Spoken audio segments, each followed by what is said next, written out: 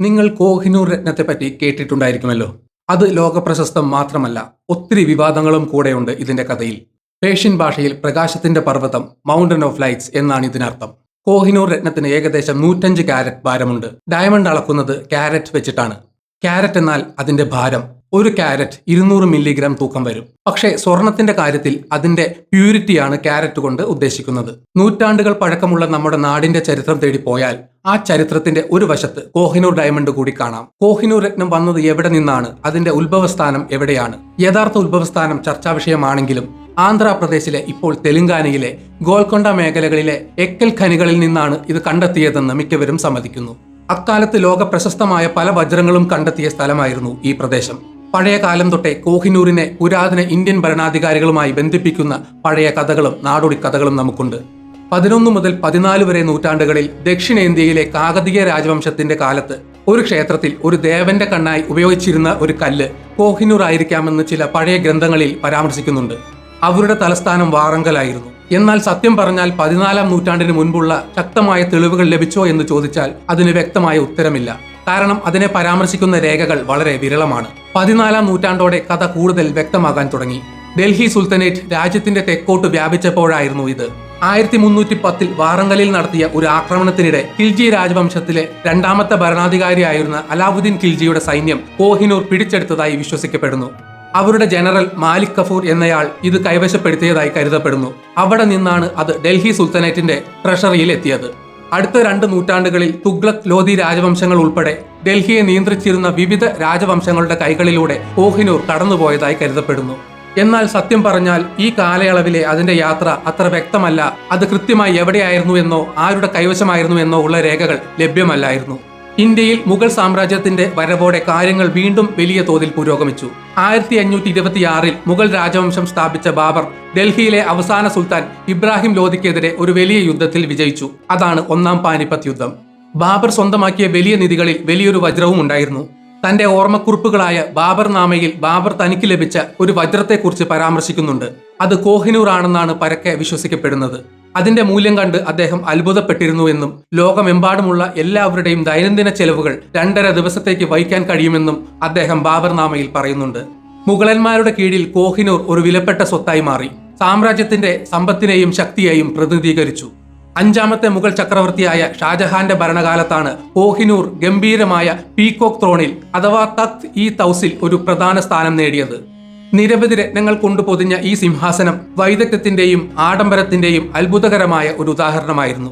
സിംഹാസനത്തെ അലങ്കരിച്ച മയിലുകളിൽ ഒന്നിന്റെ തലയിൽ അല്ലെങ്കിൽ ഒരുപക്ഷെ കേന്ദ്ര കണ്ണായി കോഹിനൂർ സ്ഥാപിച്ചിരുന്നതായി റിപ്പോർട്ടുണ്ട്.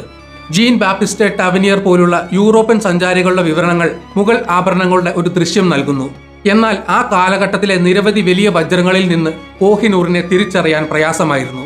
കാരണം അതിനെക്കുറിച്ച് വ്യത്യസ്തമായ വിവരണങ്ങളാണ് ഉണ്ടായിരുന്നത്. കൂടാതെ ഗ്രേറ്റ് മുഗൾ വജ്രം പോലുള്ള മറ്റു രത്നങ്ങളുമായി ഇത് കൂടിച്ചേർന്നേക്കാം.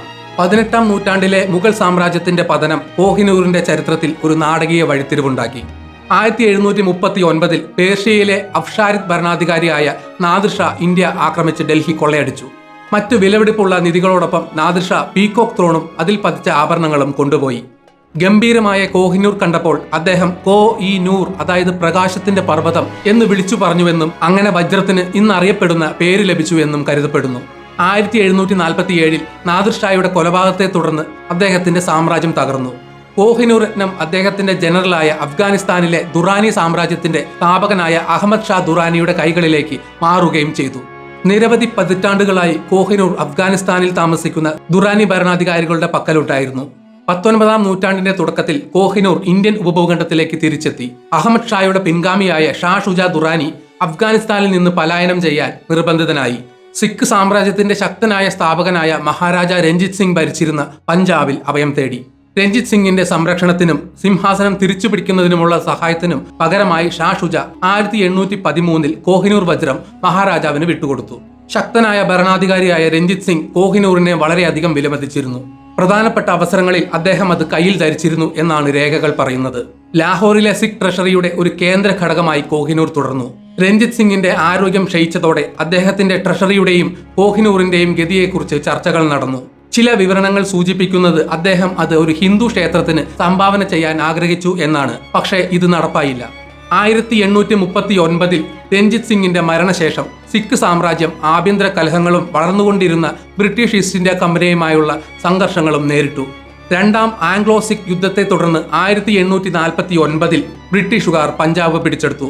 ലാഹോർ ഉടമ്പടിയുടെ ഭാഗമായി അന്ന് വെറും 10 വയസ്സ് മാത്രം പ്രായമുള്ള യുവരാജ ദുലീപ് സിംഗ് കോഹിനൂർ വജ്രം ബ്രിട്ടീഷ് കിരീടത്തിന് സമർപ്പിക്കണമെന്ന് ആവശ്യപ്പെട്ടു. ഉടമ്പടിയുടെ 3-ാം ആർട്ടിക്കിൾ കോഹിനൂർ എന്നറിയപ്പെടുന്ന രത്നം ലാഹോർ മഹാരാജാവ് ഇംഗ്ലണ്ട് രാജ്ഞിക്ക് സമർപ്പിക്കണമെന്ന് വ്യക്തമായി പ്രസ്താവിച്ചു. ബ്രിട്ടീഷുകാർ കോഹിനൂർ സ്വന്തമാക്കിയത് ഒരു സുപ്രധാന നിമിഷമായിരുന്നു. ഇത് ഇന്ത്യയിലെ അവരുടെ ആധിപത്യത്തെയും അധികാര കൈമാറ്റത്തെയും പ്രതീകപ്പെടുത്തി. കോഹിനൂർ ഇംഗ്ലണ്ടിലേക്ക് കൊണ്ടുപോവുകയും 1850 വിക്ടോറിയ രാജ്ഞിക്ക് ഔദ്യോഗികമായി സമർപ്പിക്കുകയും ചെയ്തു. 1851 ലണ്ടനിൽ നടന്ന ഗ്രേറ്റ് എക്സിബിഷനിലാണ് കോഹിനൂർ ആദ്യം പ്രദർശിപ്പിച്ചത്. പക്ഷേ കോഹിനൂറിന്റെ യഥാർത്ഥ കട്ട് ആയ പഴയ മുഗൾ കട്ട് യൂറോപ്യൻ നിലവാരം വെച്ച് തിളക്കം കുറവായിരുന്നു. വിവിധ മുഖങ്ങളുടെ തിളക്കവുമായി പരിചയമുള്ള കാഴ്ചക്കാരെ ആകർഷിക്കുന്നതിൽ കോഹിനൂർ പരാജയപ്പെട്ടു. വിക്ടോറിയ രാജ്ഞിയുടെ ഭർത്താവായ ആൽബർട്ട് രാജകുമാരൻ വജ്രത്തിന്റെ തിളക്കം മെച്ചപ്പെടുത്തുന്നതിനായി കോഹിനൂർ റീകട്ട് ചെയ്യാൻ തീരുമാനിച്ചു. ഈ ജോലി ഒരു ഡച്ച് വജ്ര കമ്പനിയെ ഏൽപ്പിച്ചു. 1852 കോഹിനൂർ ഒരു ഓവൽ തിളക്കമുള്ള ആകൃതിയിലേക്ക് റീകട്ട് ചെയ്തു. അതിന്റെ ഭാരം 186 ക്യാരറ്റിൽ നിന്ന് നിലവിലെ 105.6 ക്യാരറ്റായി കുറച്ചു. റീകട്ട് ചെയ്യുന്നത് അതിന്റെ തിളക്കം വർദ്ധിപ്പിച്ചെങ്കിലും അത് കോഹിനൂറിന്റെ ചരിത്രപരമായ ഭാരവും യഥാർത്ഥ രൂപവും നഷ്ടപ്പെടുന്നതിലേക്ക് നയിച്ചു. ബ്രില്യൻ കട്ട് പോലുള്ള മിനുക്ക് പണികൾക്കായി വജ്രം രൂപപ്പെടുത്തുമ്പോൾ ഉപയോഗിക്കുന്ന ഒരു സ്റ്റൈൽ അല്ലെങ്കിൽ ഡിസൈൻ ഗൈഡാണ് ഡയമണ്ട് കട്ട്. കട്ട് എന്നത് ആകൃതി, വജ്രത്തിന്റെ സിമെട്രി, പ്രൊപ്പോർഷൻ, പോളിഷ് എന്നിവയെ സൂചിപ്പിക്കുന്നു. വജ്രത്തിന്റെ കട്ട് ഒരു വജ്രത്തിന്റെ തിളക്കത്തെ വളരെയധികം ബാധിക്കുന്നു. മോശമായി മുറിച്ച വജ്രത്തിന് തിളക്കം കുറവാണ്. റൗണ്ട് ബ്രില്യൻ കട്ട് ആണ് ഏറ്റവും പോപ്പുലറായ കട്ട്. പുനർനിർമ്മാണം നടത്തിയതിനെ തുടർന്ന് വിക്ടോറിയ രാജ്ഞി കോഹിനൂർ സെറ്റ് ഒരു ബ്രൂച്ചിലും പിന്നീട് ഒരു സർക്ലെറ്റിലും ധരിച്ചു. ബ്രൂച്ച് എന്നാൽ വസ്ത്രത്തിൽ കുത്തിവെക്കുന്ന ഒരു അലങ്കാര വസ്തു. സർക്ലെറ്റ് എന്നാൽ ഒരു വൃത്താകൃതിയിലുള്ള തലയിൽ ധരിക്കുന്ന ഒരു അലങ്കാരം. കിരീടം എന്ന് വേണമെങ്കിൽ ഇതിനെ വിളിക്കാം. എന്നാൽ കോഹിനൂർ ധരിക്കുന്ന പുരുഷന്മാർക്ക് ദൗർഭാഗ്യം വരുത്തുമെന്ന് അവകാശപ്പെട്ടുകൊണ്ട് അതിനെ ചുറ്റിപ്പറ്റിയുള്ള ഒരു അന്ധവിശ്വാസം നിലനിന്നിരുന്നു. അങ്ങനെ ബ്രിട്ടീഷ് രാജകുടുംബത്തിലെ സ്ത്രീകൾ മാത്രമേ അത് ധരിക്കാവൂ എന്ന പാരമ്പര്യത്തിലേക്ക് നയിച്ചു. മുൻ നൂറ്റാണ്ടുകളിലെ പുരുഷ ഉടമകളുടെ സംഘർഷങ്ങൾ നിറഞ്ഞ ചരിത്രത്തിൽ നിന്നാണ് ഈ വിശ്വാസം ഉടലെടുത്തതെന്ന് പറയപ്പെടുന്നു. അവരിൽ പലർക്കും സാമ്രാജ്യങ്ങൾ നഷ്ടപ്പെടുകയോ ദാരുണമായ അവസാനം ഉണ്ടാകുകയോ ചെയ്തു. 1901 വിക്ടോറിയ രാജ്ഞിയുടെ മരണശേഷം കോഹിനൂർ രത്നം എഡ്വേർഡ് ഏഴാമന്റെ ഭാര്യയായ അലക്സാണ്ട്ര രാജ്ഞിയുടെ കിരീടത്തിൽ പ്രതിഷ്ഠിച്ചു. 1911 അത് ജോർജ് അഞ്ചാമന്റെ ഭാര്യയായ മേരി രാജ്ഞിയുടെ കിരീടത്തിലേക്ക് മാറ്റി. ഒടുവിൽ 1937 ജോർജ് ആറാമന്റെ കിരീടധാരണത്തിനായി കോഹിനൂർ എലിസബത്ത് രാജ്ഞിയുടെ അമ്മയുടെ കിരീടത്തിൽ പ്രതിഷ്ഠിച്ചു. ഇന്നും അത് അവിടെ നിലനിൽക്കുന്നു. ഈ കിരീടം ബ്രിട്ടീഷ് കിരീടാഭരണങ്ങളുടെ ഭാഗമാണ്. ഇത് ലണ്ടൻ ടവറിലെ ജുവൽ ഹൗസിൽ പൊതുദർശനത്തിന് വെച്ചിരിക്കുന്നു. 1947 ഇന്ത്യയുടെ കോളനിവൽക്കരണം അവസാനിപ്പിച്ച് പോകുകയും പാകിസ്ഥാൻ രൂപീകൃതമായതും മുതൽ ബ്രിട്ടീഷ് കിരീടാഭരണങ്ങളിൽ കോഹിനൂർ വജ്രത്തിന്റെ സാന്നിധ്യം തുടർച്ചയായ വിവാദങ്ങൾക്കും ചർച്ചകൾക്കും കാരണമായിട്ടുണ്ട്. ഇന്ത്യ, പാകിസ്ഥാൻ, അഫ്ഗാനിസ്ഥാൻ പോലും വജ്രത്തിന്മേൽ അവകാശവാദം ഉന്നയിച്ചിട്ടുണ്ട്. ഇത് നിർബന്ധിതമായി പിടിച്ചെടുത്തതാണെന്നും അതിന്റെ ഉത്ഭവ രാജ്യത്തേക്ക് തിരികെ നൽകണമെന്നും വാദിക്കുന്നു. ഇന്ത്യയെ സംബന്ധിച്ചിടത്തോളം കോഹിനൂർ രത്നത്തെ അതിന്റെ സമ്പന്നമായ ചരിത്രത്തിന്റെയും സാംസ്കാരിക പൈതൃകത്തിന്റെയും പ്രതീകമായാണ് കാണുന്നത്. ബ്രിട്ടീഷുകാർ ഇത് സ്വന്തമാക്കുന്നത് പലരും കൊളോണിയൽ ചൂഷണത്തിന്റെ ഒരു പ്രവൃത്തിയായാണ് കാണുന്നത്. കോഹിനൂർ തിരികെ നൽകുന്നതിനായി ഇന്ത്യയിൽ നിന്ന് ആവർത്തിച്ചുള്ള ആഹ്വാനങ്ങളും നിയമശ്രമങ്ങളും ഉണ്ടായിട്ടുണ്ട്. പാകിസ്ഥാനും അഫ്ഗാനിസ്ഥാനും കോഹിനൂർ അതത് പ്രദേശങ്ങളിലെ ഭരണാധികാരികൾ കൈവശം വെച്ചിരുന്ന കാലഘട്ടങ്ങളെ അടിസ്ഥാനമാക്കിയാണ് അവരുടെ അവകാശവാദങ്ങൾ ഉന്നയിക്കുന്നത്. എന്നിരുന്നാലും ലാഹോർ ഉടമ്പടിയിലെ വ്യവസ്ഥകൾ പ്രകാരമാണ് കോഹിനൂർ നിയമപരമായി ഏറ്റെടുത്തതെന്ന് ബ്രിട്ടീഷ് സർക്കാർ വാദിക്കുന്നു. ബ്രിട്ടീഷ് ചരിത്രത്തിന്റെയും പൈതൃകത്തിന്റെയും ഭാഗമാണിതെന്ന് വാദിച്ചുകൊണ്ട് അത് സ്വദേശത്തേക്ക് കൊണ്ടുപോകാനുള്ള ആവശ്യങ്ങളെ അവർ എതിർത്തു. ഔദ്യോഗിക നിലപാട് പലപ്പോഴും വജ്രത്തിന്റെ സങ്കീർണമായ ചരിത്രത്തെ എടുത്തു കാണിക്കുന്നു. ബ്രിട്ടീഷുകാർ അത് ഏറ്റെടുക്കുന്നതിന് വളരെ മുമ്പ് തന്നെ വിവിധ ഭരണാധികാരികളും സാമ്രാജ്യങ്ങളും തമ്മിൽ ഇത് കൈമാറ്റം ചെയ്യപ്പെട്ടിരുന്നുവെന്ന് ഊന്നി പറയുന്നു. കോഹിനൂറിനെ ചുറ്റിപ്പറ്റിയുള്ള ചർച്ച ഒരു വജ്രത്തെക്കുറിച്ചല്ല, കൊളോണിയൽ പൈതൃകങ്ങളെക്കുറിച്ചുള്ള വിശാലമായ ചർച്ചകളുമായി ഇത് ഇഴചേർന്നിരിക്കുന്നു. സാംസ്കാരിക പുരാവസ്തുക്കളുടെ ഉടമസ്ഥാവകാശവും ഇതിൽ ഉൾപ്പെടുന്നു. കൂടാതെ സാമ്രാജ്യത്വ ആധിപത്യ കാലഘട്ടങ്ങളിൽ നേടിയെടുത്ത ഇനങ്ങൾ പ്രദർശിപ്പിക്കുന്നതിന്റെ ധാർമ്മികതയെക്കുറിച്ചുള്ള ചോദ്യങ്ങളും ഇത് ഉയർത്തുന്നു. ബ്രിട്ടീഷ് കിരീടാഭരണങ്ങളിൽ കോഹിനൂറിന്റെ സാന്നിധ്യം ഈ സങ്കീർണമായ ചരിത്രത്തിന്റെ ഒരു വ്യക്തമായ ഓർമ്മപ്പെടുത്തലായി വർത്തിക്കുകയും നയതന്ത്ര ബന്ധങ്ങളിൽ ഒരു തർക്ക വിഷയമായി തുടരുകയും ചെയ്യുന്നു. 2023 മെയ് മാസത്തിൽ നടന്ന ചാൾസ് മൂന്നാമൻ രാജാവിന്റെ കിരീടധാരണത്തിൽ നിന്ന് കോഹിനൂർ രത്നം ശ്രദ്ധേയമായി അപ്രത്യക്ഷമായിരുന്നു. രാജ്ഞി കാമില എലിസബത്ത് രാജ്ഞിയുടെ കിരീടം ധരിക്കുമെന്ന് റിപ്പോർട്ടുകൾ ഉണ്ടായിരുന്നെങ്കിലും രാജകീയ ശേഖരത്തിൽ നിന്നുള്ള മറ്റു വജ്രങ്ങൾ ഉപയോഗിച്ച് പരിഷ്കരിച്ച ക്വീൻ മേരിയുടെ കിരീടം അവർ ധരിക്കാൻ തീരുമാനിച്ചു. കോഹിനൂരിനെയും അതിന്റെ കൊളോണിയൽ ചരിത്രത്തെയും ചുറ്റിപ്പറ്റിയുള്ള വിവാദങ്ങൾ ഒഴിവാക്കാനുള്ള ഒരു നീക്കമായി ഈ തീരുമാനം വ്യാപകമായി വ്യാഖ്യാനിക്കപ്പെട്ടു. നിലവിൽ ബ്രിട്ടീഷ് കിരീടാഭരണങ്ങളുടെ ഭാഗമായി ലണ്ടൻ ടവറിൽ കോഹിനൂർ രത്നം പ്രദർശിപ്പിച്ചിരിക്കുന്നു. എല്ലാ വർഷവും ദശലക്ഷക്കണക്കിന് സന്ദർശകരെ ഇത് ആകർഷിക്കുന്നു. അവരിൽ പലർക്കും അതിന്റെ ചരിത്രപരമായ ഭൂതകാലത്തെക്കുറിച്ചും അതിന്റെ ഉടമസ്ഥാവകാശത്തെ ചുറ്റിപ്പറ്റിയുള്ള ചർച്ചകളെക്കുറിച്ചും അറിയാം. ഏഷ്യയിലെ വിവിധ സാമ്രാജ്യങ്ങളുടെ ശക്തിയുടെയും വിജയങ്ങളുടെയും പ്രതീകമായിരുന്നു വജ്രം. ഇന്ന് ചരിത്രത്തിന്റെയും കൊളോണിയലിസത്തിന്റെയും സങ്കീർണതകളുടെ ശക്തമായ പ്രതീകമായി ഇത് നിലകൊള്ളുന്നു.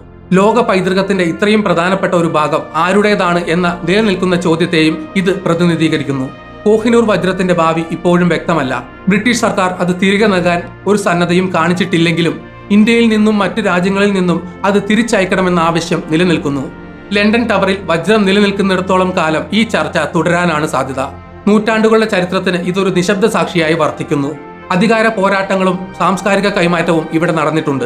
ഒരു ഇന്ത്യൻ ഖനിയിൽ നിന്ന് ബ്രിട്ടീഷ് രാജവാഴ്ചയുടെ ഹൃദയത്തിലേക്കുള്ള അതിന്റെ യാത്ര വികസിച്ചുകൊണ്ടിരിക്കുന്ന ഒരു ആകർഷകമായ ആഖ്യാനമാണ്. ഈ വീഡിയോ ഇവിടെ വെച്ച് നിർത്തുന്നു. നിങ്ങൾക്ക് വീഡിയോ ഇഷ്ടപ്പെട്ടെങ്കിൽ ലൈക്ക് ചെയ്യുക. ചാനൽ സബ്സ്ക്രൈബ് ചെയ്തിട്ടില്ലെങ്കിൽ മറക്കാതെ സബ്സ്ക്രൈബ് ചെയ്യുക. വിലയേറെ അഭിപ്രായങ്ങൾ കമന്റിൽ രേഖപ്പെടുത്തുക. അതുപോലെ നോട്ടിഫിക്കേഷൻ ബെൽ ബട്ടൺ അമർത്താൻ മറക്കരുത്. മറ്റൊരു വീഡിയോയുമായി വീണ്ടും കാണാം. ബൈ.